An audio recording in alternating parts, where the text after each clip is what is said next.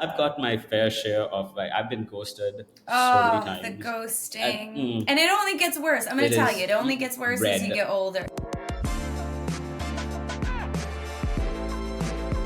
Hello, hello. Welcome back to the Career Growth Podcast, where we talk about everything related to building your career. Today, we're joined by Kristen Sesto, Director at Custom Influence. With over 13 years of experience in marketing, sales, and operations, Kristen is now leading the way in B2B influencer marketing. We're going to talk about her career journey, the unique challenges in her field, and how the younger generation can find significant success in similar emerging industries. It's a pleasure having you here with us today, Kristen. Hi, Kaylis. I'm so pleased we could do it, and I'm excited to speak to you. Likewise, how has your week been? My week, how has it been? This week has been manageable. It's not felt too busy. I think, at least in London, where I'm based, the weather's always a bit hit and miss. But as it is spring, I'm looking forward to. We actually have a long weekend coming up. So yeah, I'm feeling very positive in and out of work, I'd say. Amazing. And also, like, I think I could totally relate to the whole weather aspect because it's finally started. We're just entering the monsoon season ourselves. Okay. So it's finally like really cool and pleasant right now because we had like months of unbearable heat and heat waves, but not easy to deal with. Funnily enough, we're in the middle of a long weekend right now. So yeah, I hope your long weekend works out Oh well for yes, you. do you know my Like, friend is from Sri Lanka and she was saying that it's a holiday or something. Is it today or tomorrow? yes, Yeah. it is today. So right now it's Vesak, which is a religious festival for a lot of Buddhist people, and they're just out there. We have something called dansa, so they're giving out free food on the Amazing. roadsides. Oh, and you've It's missed and yeah. you're missing all the fun to talk to me. So, I I mean, this appreciate is it. fun. This is fun. I have tons of fun talking to you, but also like I'm gonna grab something on my way Okay, back. good. Good I'm not to gonna know. miss it. Like, Yep. So, well, aside from the festivities and the long weekend, I guess we might as well just dive right into talking about you and your career. We'll start at the very beginning to give some context to everyone. Sure. So, you've had a pretty extensive and diverse career, I'd say. And, specifically with a lot of data and advertising agencies and companies. So let's start at the beginning. How did you start out and what led you to where you are today? Well, I've been in London since 2011. I've worked here most of my career. However, I grew up in New York and then went to university in Florida. So I've really lived in different places. But the thing that always interested me was travel and meeting new people. That's kind of how I found my way to London. My degree's in international business and marketing. And I was lucky enough to actually get a job doing international business and doing marketing straight out of university, which was great. But I've always worked in new and emerging tech. If that was being my first job, was in a data center. And through that opportunity, I was introduced to advertising technology and advertising technology companies who at the time were buying up a lot of data center space. So that again, 2011, the explosion of ad tech and social media was happening. And so I really started my career there. But then throughout the past, let's say 13 years since moving to London, I've had the opportunity to work in marketing B2B and B2C. I've worked at data companies and technology startups that ended up being acquired by large companies. So I had that interesting experience. I've worked at big advertising and marketing agencies, like the real huge ones. But then I've also worked at independent agencies, so smaller private outfits. And then I worked brand side. So I worked at Virgin Media O2 for a while before finally feeling like I'd completed that cycle. And I thought, what's the next step for me? And I wanted to go back to the startup world. And so I joined Custom Influence shortly after it was founded. And now I'm leading the charge and leading the adoption of B2B influencer marketing. Right. That's super cool. I mean, we're in the middle of, I think, the next, like the second biggest tech boom in marketing over the past decade. I think I find it really interesting that you said you closed that circle in your life, like that cycle, because it is technically a cycle of, Mm-hmm. it starts and then it kind of like tapers down and then another one starts and you've just kind of seamlessly sort of aligned with the timeline, which is fantastic. And I think it must be like really fun, kind of because you started out with new and emerging tech, and we're seeing a lot more of that now as well. Sure. So I'm guessing that there's been a bit of like a learning, adapting to it, and so on. Oh, 100%. 100%. A lot of the only constant is change, right? And I like to be in the field, in the spaces that seem to be driving change. And Custom Influence is one of those companies, at least in marketing. So it's exciting. Yeah. It is quite exciting, even on our end, honestly, because we've been talking about B2B influencer marketing as well and how we can incorporate it in our Oh, processes. amazing. So it's pretty exciting for us. Yeah. And it's interesting to see how your journey has led you to this relatively new frontier in marketing, that is B2B influencer marketing. So for folks who aren't familiar, could you help define this concept for us? Sure. So B2B influencer marketing is really just the partnership with brands that work business to business. So that could be anything from construction companies to software companies to companies in health tech, fintech, all the techs. But it's really Yeah. establishing partnership between industry experts, thought leaders, or influential people and the brands. And so it's a social media first approach to thought leadership. It's much different than like B2C influencer marketing. So many of the listeners here or your audience would be familiar with influencer marketing with coming out of industries like fashion or beauty or sport and entertainment. But bringing some of those same influencer marketing concepts and ideas to B2B is a relatively new thing. And the space is happening and growing and developing in real time. It is. That's true. And I've also like it took me a bit to kind of get used to the concept of B2B influencer marketing as well. But what really distinguishes it from its B2C counterpart, and how does this affect the strategies that you employ? Sure. So there's a few key ways. So the first one that's I briefly touched on, but I'll cover in more detail, which is just who are these people? Who are the influencers that brands would be working with in a B2B sense? So again, in consumer, you might have, famous Instagram personalities or YouTubers. And again, the industries that they might be aligned to are more consumer focused, entertainment focused. Whereas in B2B, the influencer is probably going to be somebody that's already had a career and are successful in their own right doing something else. And so that's one key difference.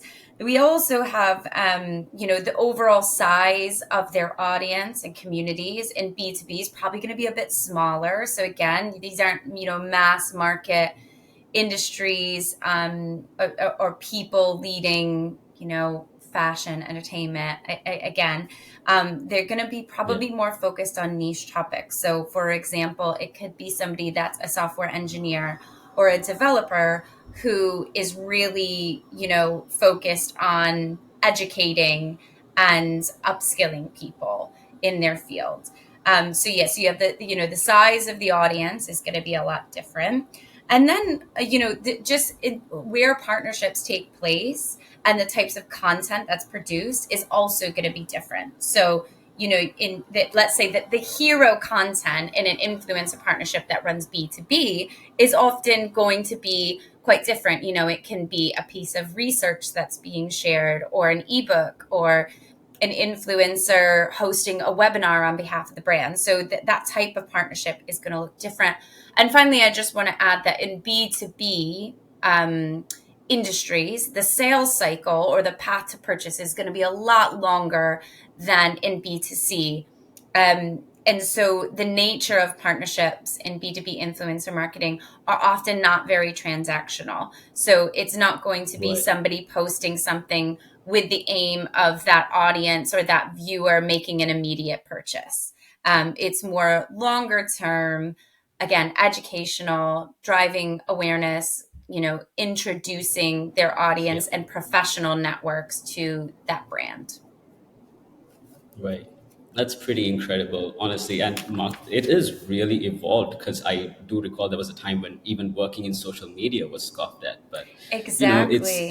And we still face those do you challenges in remember? B2B, Yeah. taking a social first approach to B2B Yeah. marketing as a whole is also relatively new. And then B2B Yeah. influencer marketing is part of that social first approach.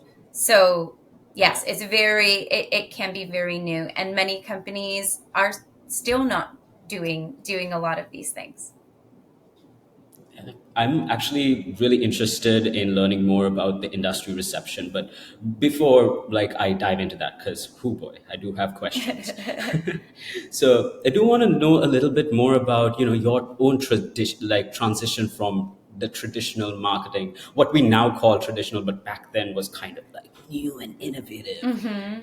Back then, way back then, when I like no offense, but I've been here a while as well, so I remember. I remember when Facebook was all, oh, there's a business suite, it's a big deal. You gotta learn everything, you gotta upskill. Yeah, that was a time. That Exactly. was a time. Exactly. So it must have been a really interesting sort of transition to this new approach, this new niche. So how did you make that transition? Well, going from each job to job, I was kind of always trying to take the initiative to learn what was the next big thing. I can't understate the importance of doing your own research, whether that be through, back in the day, it was trade press or, websites that were career or my industry, focused on my industry. I remember there was this one blog that I used to read when I first started out in my career, where again, I wasn't an influencer. I was more in advertising technology, but I used to read every single post that this blog came out with. Um, and it was through, yeah, a combination of really taking the initiative to learn new things myself and seizing opportunity, and knowing when it was time to move on to the next thing. That Yeah. really helped a slow transition over time, to get me to jobs that I felt more aligned with and that felt were growing with my own development. Yeah. And you put in so much effort to just keep up to date and keep an eye on what the next big thing is. So in that time, I'm sure that you learn quite a lot as well, from your job as well during like learning and upskilling. So were there any skills or perspectives that you obtained from your previous work experience that you find most valuable in your current role? I think in retrospect, asking for help with things from others it can't be understated. The amount of, like, just collaborating with your team and with your manager is going to help you have a broader perspective or a broader view of what's happening in other parts of the business. So it was that kind of internal networking, let's call it, of working with teams and Yeah. being exposed to things is really important. As I mentioned before, doing your own research, finding those resources, people, destinations to find information, and then sticking loyal to them is really important. Um, and just trying to remain confident, even though I think, again, when you're in your role and you have independent things to do and projects to work on, it can quickly get maybe overwhelming, or you can quickly doubt yourself. But just trying to remind yourself that you're there for a reason, and remaining confident in what you do, even though maybe on the surface, if you don't feel that way, can still help you. It can still, that fake it till you make it mindset is actually, Yeah. there's boundaries, right? You don't want to be Yeah. completely out of your depth and doing things Yeah. that are impossible and not productive. But yeah, that fake it till you make it and confidence can also get you really far. Absolutely. I agree. And I'm really glad that you mentioned networking because usually when we talk about networking, people only imagine what it's like to network outside of your workplace, like going to events or Mm-hmm. attending seminars and so on and so forth. But it's really important to kind of network within an organization because, well, your coworkers are resources. Exactly. And you'll never It's good to know. find a mentor. Yeah, and you want to find those other people that are thinking in the same way that you are, more broadly Yeah. around their career development, their work-life balance, things like that. So it might not always be you're working on exactly the same projects, but maybe you just have a similar way of thinking that's your common ground, Yeah. or getting stuff done. So yeah, the internal networking can be really important for horizontal moves, for moving to different companies, for just understanding what you actually want to do, or importantly, what you Absolutely. don't want to do. All of those skills are important. Yes, I agree. And I'm sure our listeners can benefit a lot from learning how to carry forward their skills as well. Because it's not just about, oh, I learned this in this one role. It's also about, hey, I got my eyes on the next role. How can I actually utilize this? Hmm. It's not really time wasted or effort wasted if you actually put it to use. And you know So I what? think that's Even if a, you don't yeah. use it, it's still useful. Mhm. I always say, I think, but particularly in my case, and I know not everyone's the same as me, but I think some of the most important things I've learned out of my career is just doing stuff I don't want to do and then realizing what I don't like about it.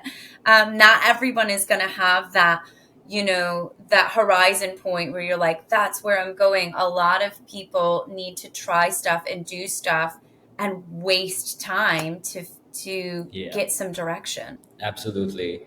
And you don't really know what you're gonna want to do until you've actually given a few things a try. Because I didn't settle on being in marketing until I actually gave like some research heavy data related roles a try and realized, okay, this is not what I want to be doing for the next, I don't know, 40 to 50 years. I Exactly. like excitement, I like new things, and there's nothing new about sitting in sitting down with the data. But I know there are people who really enjoy it. I have a cousin who is just a data man. It, Exactly. it works for him. And also there's different times for different roles, right? I had a really heavy operational role Yeah. at one point, and at that point it worked for me.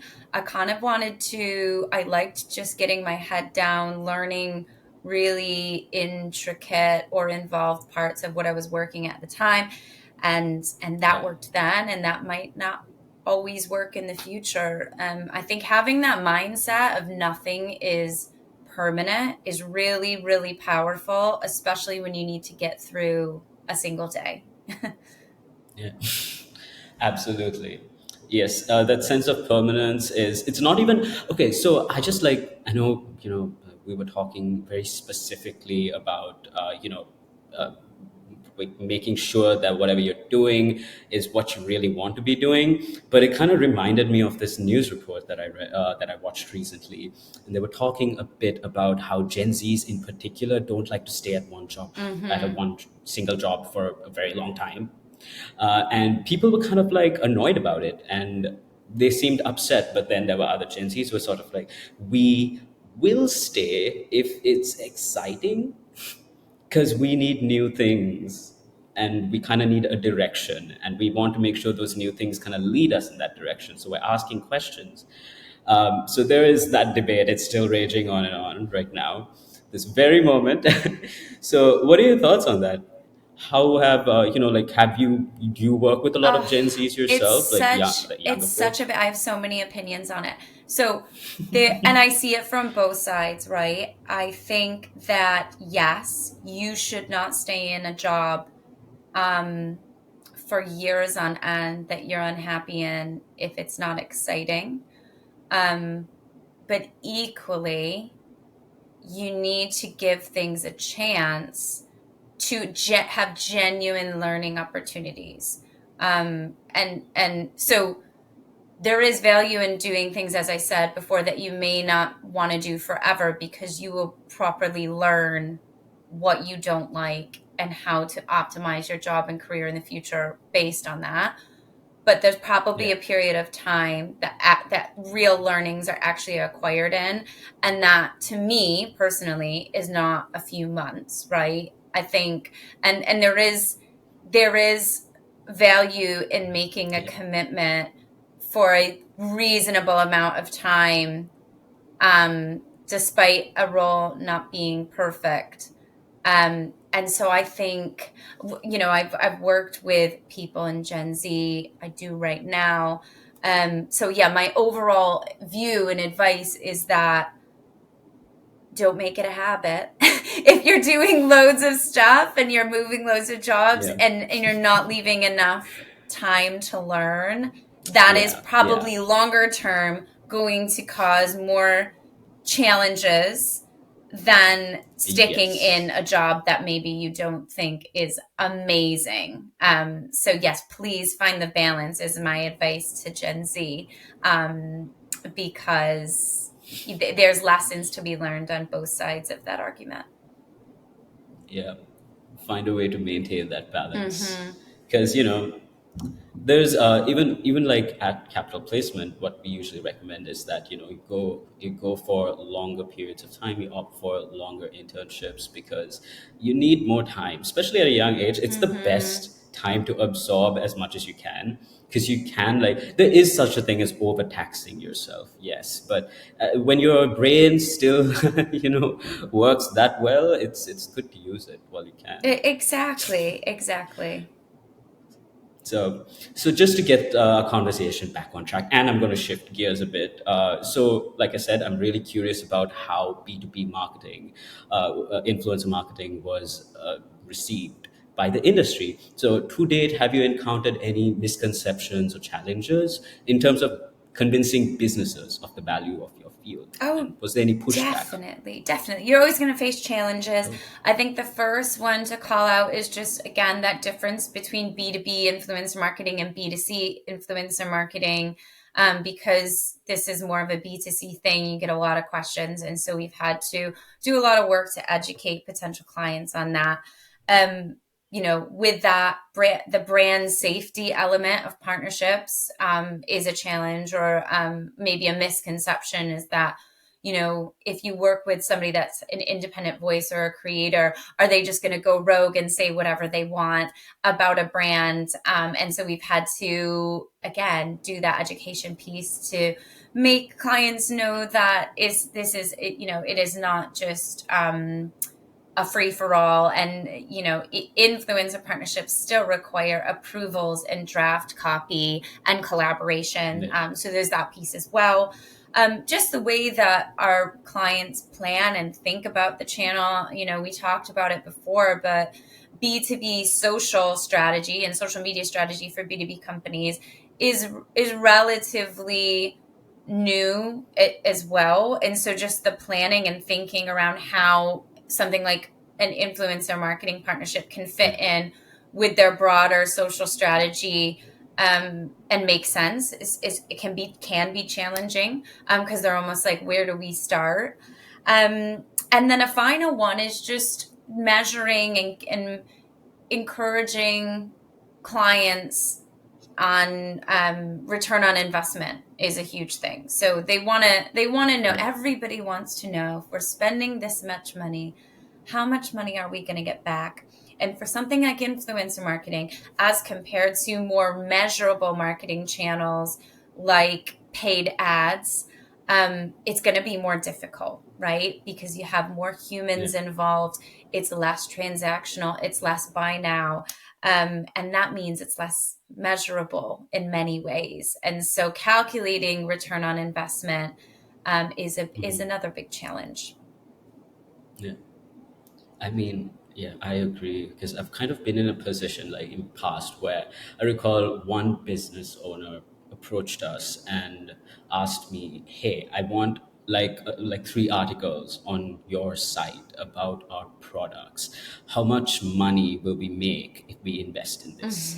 And I had to sit there like, I really need to like step away from this conversation. I don't even know what ROI means. You can't just go around throwing that word around and asking me questions. All I do is write like But Exactly. yeah, it was it's really hard to give an answer because I could give you like estimates and certain metrics maybe, but that's the best I can do. But been in that position and convincing, because there's also quite a bit of like negativity attached to simply the word influencer alone. Oh, It's like, oh, they 100%. think they're celebrities. Yeah. Like, celebrities think they're celebrities. Why are they celebrities?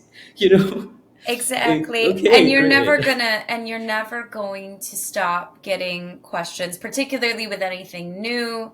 Mm, There's always going to be misconceptions, and the measurement yeah. issue, no matter what it is in marketing, B2C, B2B, that is such a big, never ending debate and topic. And there is no one right way for any individual company. And on the other side of it, like you said, if you're getting requests, there's also no easy way to answer it. So I definitely feel you there that, the Yeah. all you can do really is put the thought into it and come up with your best model, your best practice, and know that there isn't one right answer. Right. Yeah. That's fair. That's actually pretty decent advice. And moving on to new and growing industries, we're going to go to our first Reddit story Sure. of the episode. So this is pretty straightforward. But is it really? Is it really? We'll find out. So this Redditor asks, which industries or job roles have the brightest future? Currently in the process of a career change. I'm looking for opinions from people about what industry or job roles have a promising future ahead of them over the next few years. And they say no wrong answers. So no wrong answers. Okay. What do you think? Yeah. So, what industries have a lot of potential? Anything dash tech, fintech, health tech, construction tech, agri-tech, anything technology based is going to be new and growing. There's loads of different functional roles and niches within tech industries, and tech will has always done and will continue to transform, existing stable industries. So Hmm. I think you tech is a safe bet, right? But then within tech, Yeah. I would say the type of role that you do, or marketing function, whether that's or type of job function, whether that's marketing, operations, finance, sales, um, really go with what you feel you like to do or could do. If you don't know what you like to do, ask yourself, what do I think I could do? That might be a better place to start. um, Yeah. Anything in Web3 or AI is obviously really big right now.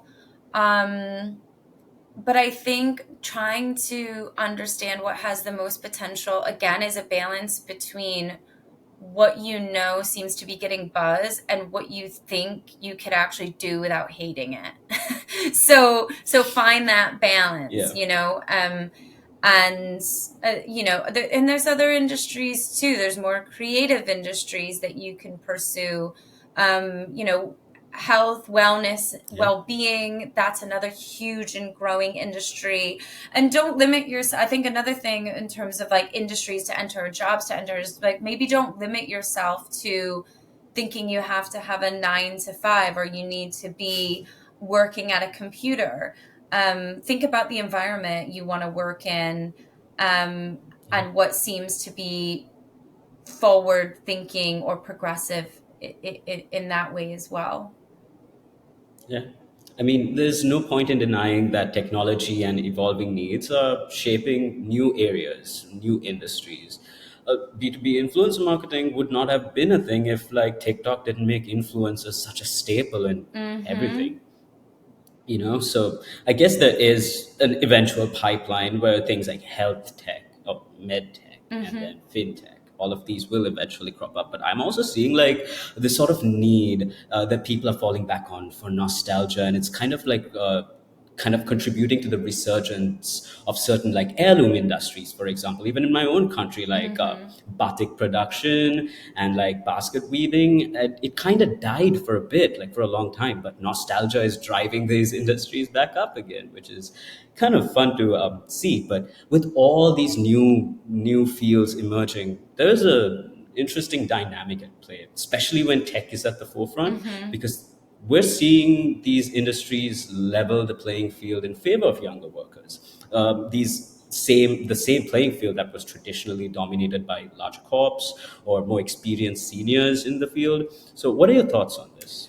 Yes, I definitely think technology, new trends, new ways of doing things level the playing field because they open up opportunity to younger, more inexperienced people because nobody is experienced in new stuff, right? So that could be your 10% edge. That could be your way in the door is having just a little bit of knowledge in a growing space can give you the opportunity that maybe in established companies, established industries, and businesses might it just might be harder, right? So yeah, you Yeah. might have, if it's a new and growing area, just as much knowledge as more senior people. And we saw that with social media and technology, right? The spaces that I kind of grew up in or started my career in is that, when I started working in marketing, social media was like get the intern to do it. But now 10 years on, social is marketing, right? Yeah. And so Yeah. think of that when you're thinking it doesn't have to be marketing and it doesn't have to be advertising technology. It can be some completely other industry, but know that new thing that you're learning about right now or trying to educate yourself on could in 10 years be the thing that top leaders in organizations started out in. Um, Yeah. so yeah, be a little bit of a futurist if you can. But no hate on the Be a bit of a nostalgia as futurist, well, definitely. because there's also a way Yes. to bring technology into nostalgic brands or nostalgic industries. It might just be one component of that brand or that company becomes new, like the distribution, for example. So maybe you're weaving baskets, but then the way that you advertise or market is through TikTok. So it can always be a mix of both. It doesn't have to be generative AI being advertised by an AI, right? It can Yeah. definitely be a mix. And a lot of experts seem to think that that is the way forward, that that needs to be a combined effort between people and the technology, that one cannot keep progressing over the other, or else it's going to cause a significant imbalance. And I'm starting to see that balance is kind of the main theme of this conversation. Yes, it is. It is. The interesting thing is that we've already kind of seen the synergy happening in certain fields, like especially in sustainability, and that's really nice to see. And a lot of young people are very interested in that stuff, so they have a lot of niches that they could just go grab right now if they kept up to date with it, kept up with the trends, and they find what they're passionate about, I guess. Mhm. But here's the thing, and as is going to be evidenced by our next Reddit story, a lot of people are really worried about setting foot into a new industry. So this particular Redditor has asked, how would you pivot into a new industry? I've been in the customer service or sales industry for some time, Okay. looking to pivot into a career that is more sustainable and keep me happy. I've been in the distribution manufacturing side for customer service and recruiting agency for sales. They have a BA in business as well, and they were hoping to get a certification in project management. But they're desperately looking to find something new and want to know what jobs are out there if they do complete such a certification. But also, is such a certification even necessary right now as well? So they want to go into sustainability, right? They want something that is sustainable. They've just Okay. been in customer service and sales, but they hold a BA in business though. Okay. Well, first off, I believe every job has transferable skills. You can find a dotted line to where you want to get to from where you are if you look hard enough. So sit down, figure out, maybe go look at some some jobs that you think you maybe aren't qualified for in sustainability, or maybe, manufacturing companies that are sustainable, and just try to look at some job roles. And yes, you may not have all of the skills that are outlined or the experience, but try to figure out where there's common ground that you could build and work off of between what you're doing now and where you want to get to. Um, and then, importantly, and I think a lot of people, young people, don't do this enough, is ask for opportunities at companies. Don't be afraid to send a cold message, and be pretty relentless. If you want to move into a different industry or a different space, go out on LinkedIn, message people, figure out if there's some side project that you could do for them. Maybe you don't want a whole role. Just say, I really want to get into this industry. I need more experience. Is there some one-off project that I can do for you? Or is there anything based on my current skill set that you think will fit in with your company? Don't expect necessarily it's going to be um, a job straight away. But yeah, find that common ground between where you are and where you want to be. Don't be afraid to send out a cold message or apply for things that maybe you don't think that you're necessarily qualified for. And again, like I said, don't do that for a week and then think, well, it's just not working. Invest a clear period of time, a decent period of time, to pursue those opportunities before you then maybe think, okay, I need to get like a additional certification. Maybe have that confirmed to you a couple times before you do that certification. I think we can run away with the Yeah, amount of courses, certifications, and skills and badges that we can have on our LinkedIn profile. But don't make those assumptions that it's a prerequisite. Like, get that confirmed a few times before you start that process of moving into something new.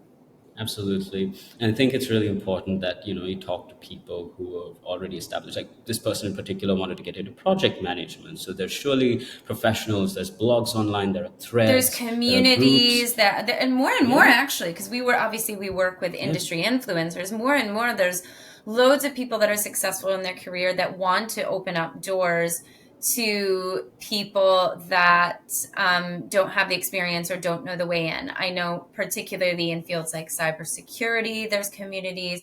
For creative industries, there's communities and support. So seek out those Yeah. communities too online, because there will be, if it's not a one-on-one mentor, there still may be people out there posting, giving advice.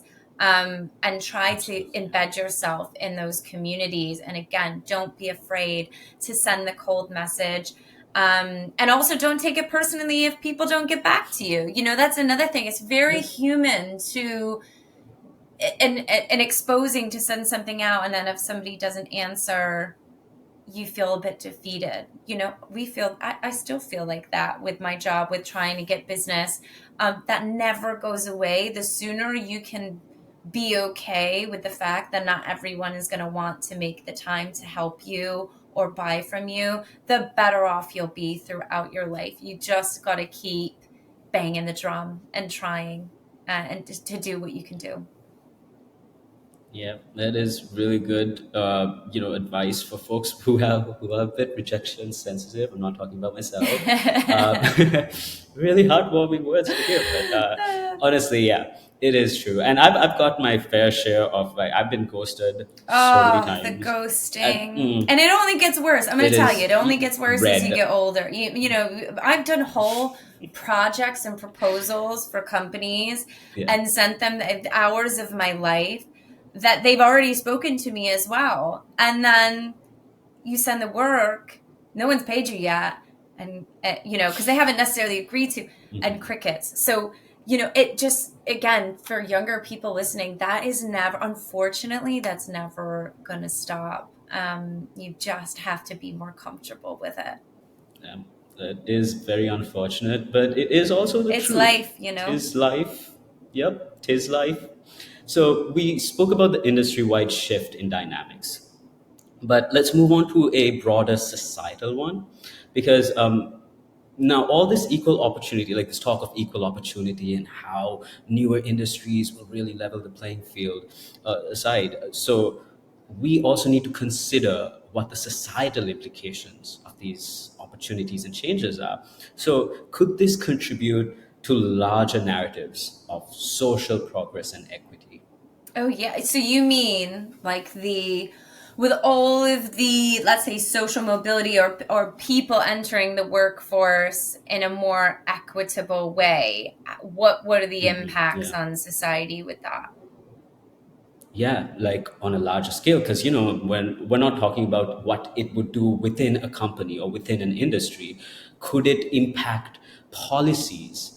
Could it improve progress, Oh, inclusivity? 100%. Do you know, there's so much to unpack. Like, we live in like a post-globalization world. Like, things are globalized now. We're not wondering what's going to happen if and when. It's like it's here, right?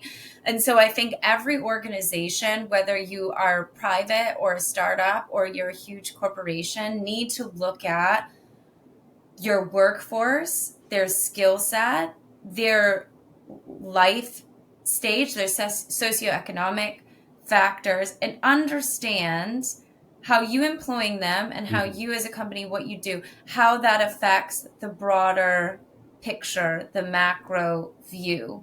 And maybe Yeah, having some, if not policies, just an opinion. An awareness and an opinion is a great place to start, right? So if you're hiring from a certain market, being conscious of what that means, to that person's community, to your own community, and market, um, and yeah, then being able to take that opinion and that stance and viewpoint that you formed as an individual and then as a company, and being able to open up communication with government, with policymakers, being able to have a conversation, volunteer an opinion is really important, because so much mhm, is changing. It's not just the technology, it is all of the people in their individual personal and communal lives that are changing as a result of it.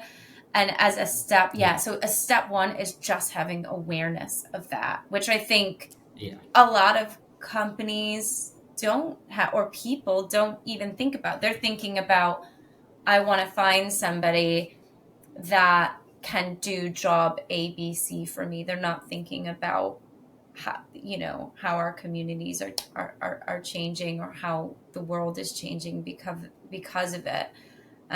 Yeah, so yeah, being able to start forming a viewpoint on that is extremely yeah. important. And at the moment, it feels like there is a bit of a shift in tides towards the younger generation. And I feel like there is a little bit of a reluctance from older, more established professionals in their respective fields to kind of like hand over the reins. It kind of feels like unseating the king at this point, because they're like, why do we need to do things this way? Why do we need to do things that way? Mm. This works for us. But there's like, currently they're just sort of like kind of opening up to newer ideas. And they're like, yeah, maybe this won't work in the long term, even though it's working in the short term. So they're really, I hope that more and more companies kind of like open up their minds to kind of adapting with the flow and the younger generation's way of doing things. And I really have no stake in the matter. I'm pushing 30, but no, I'm kidding. I'm kidding. Everyone has a stake in this matter, okay? Everybody has a Everyone has a stake, stake. exactly. We all foster progress every day. Yeah, and We're progress choosing is to going to do so. happen whether you're involved in it or not, right? Everything is going to change. And I think it's the same within companies and industry as it is in government. You can either be part of the conversation, or you can sit back and experience the changes, as an observer.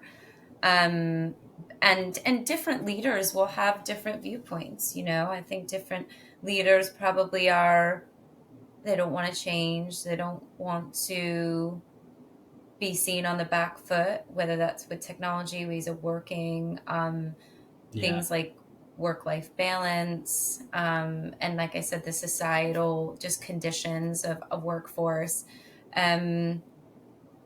But I think the more active you can be in driving that change, the better the world is going to be for you as an employee, as a professional, and as a leader.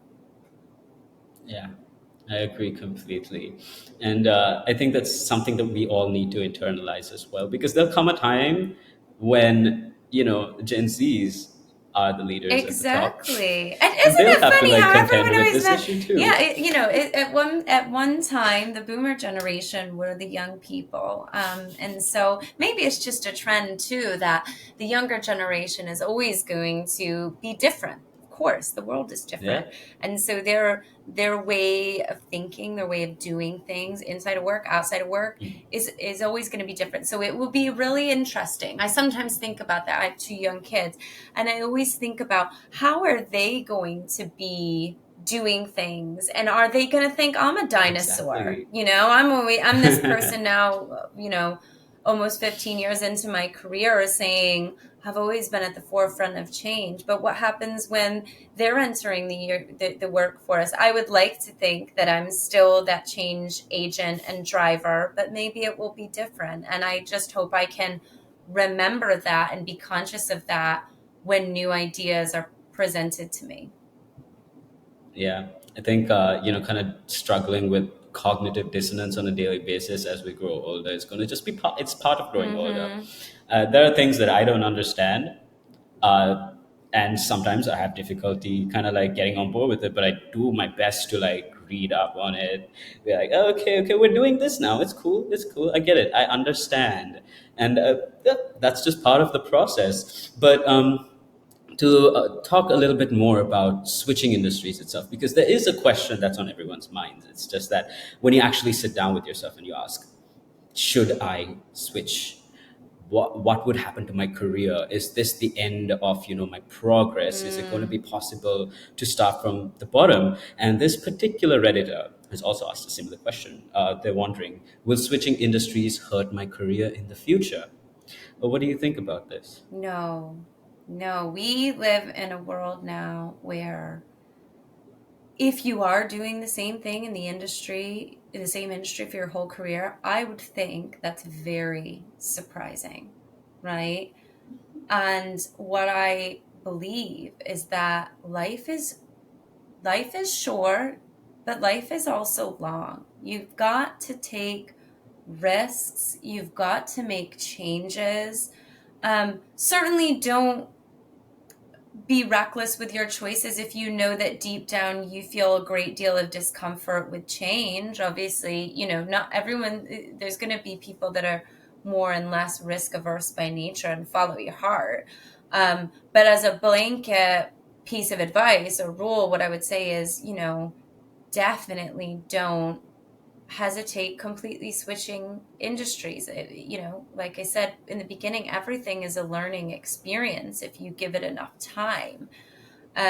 So make Absolutely. that switch, even if you feel nervous to do it or unqualified, um, because you'll figure out you'll succeed, or you'll learn and then succeed. Definitely, Yeah. definitely, it's never too late either. I don't think, you know. It isn't. It really isn't.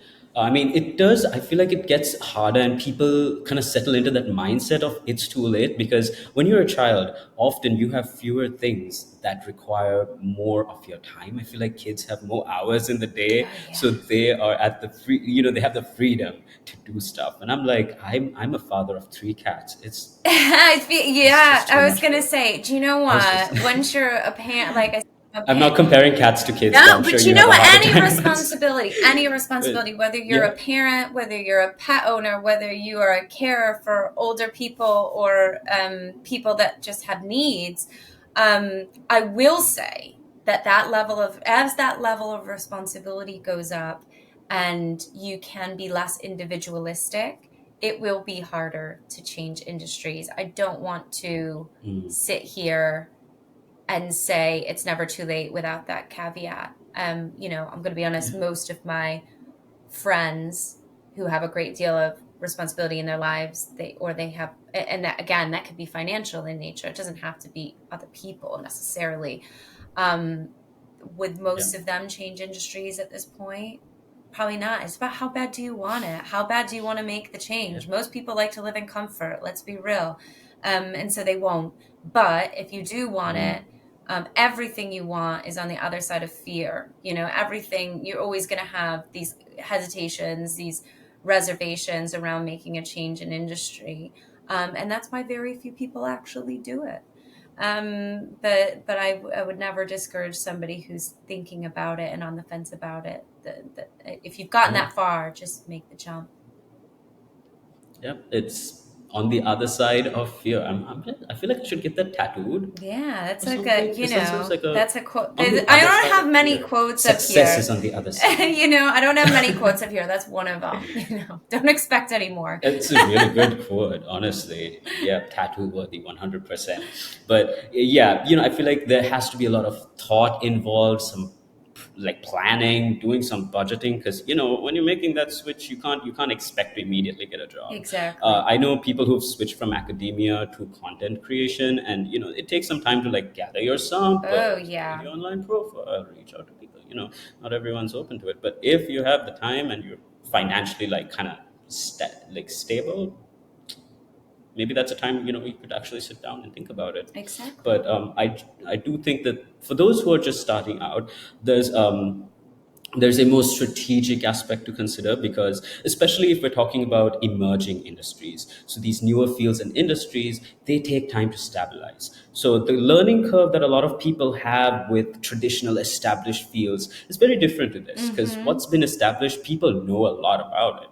And like you said, most people don't know much about these new technologies yet. We're still in the process of kind of like these new technologies and fields. So that kind of, again, levels the playing field. But how can these newcomers work to like secure their niche early in their careers? And what practical steps would you recommend to help them identify opportunities and navigate their entry? I think, like I said before, find something that you think you can do. Hopefully, you like it as well, but find something you think you can do. See what communities or resources are out there for free for you to get acclimated with. Um, don't spend, and again, this going back to balance, I want to stress, don't spend 3 years educating yourself in a new and emerging field before you even go out to try to find the opportunities, right? You don't want to be just locked away in your room gathering knowledge, not to share it or not to seek out opportunity. So, seek Absolutely, out yeah. opportunity when and where you can. And equally, know that you're not going to be an expert right away. So maybe don't start your own startup on day one and think, the entrepreneur, again, there's exceptions, but for most, especially if it's in a new and emerging space, and if you don't have a lot of experience, learn from others. Don't think you can go it alone and just start your own startup on day one and be successful. That is Oh probably for yeah. most people not going to be the case. So make sure you have people to learn from and to talk to. If that is within your own company, great. If it's just on an online community or a forum or somebody on LinkedIn, that's amazing too.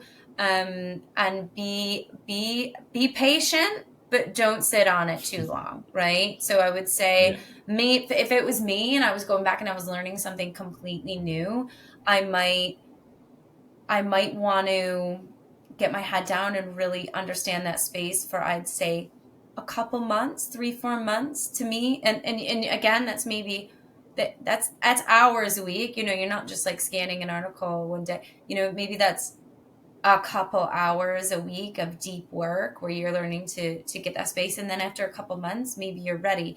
And again, with emerging Yeah. tech and industries, there are going to be some fields where you need a qualification, right? So if there are basic Yeah. things you need to get work You're a towards. doctor, you're a lawyer, Yeah, or if you're engineers, an engineer, do what you, anything again, that puts someone's life in your hands. yeah, do that research and know what is at the bare minimum. And don't flip flop too much. Don't, this week you're Yeah. on blockchain, next week you're, a content creator, the next week you are drop shipping, the next week you want to be in healthcare. Again, give it a decent amount of time. and commit to something. And as long as you Yeah. don't absolutely hate it, probably stick with it for a reasonable amount of time. Yeah. That's really good advice.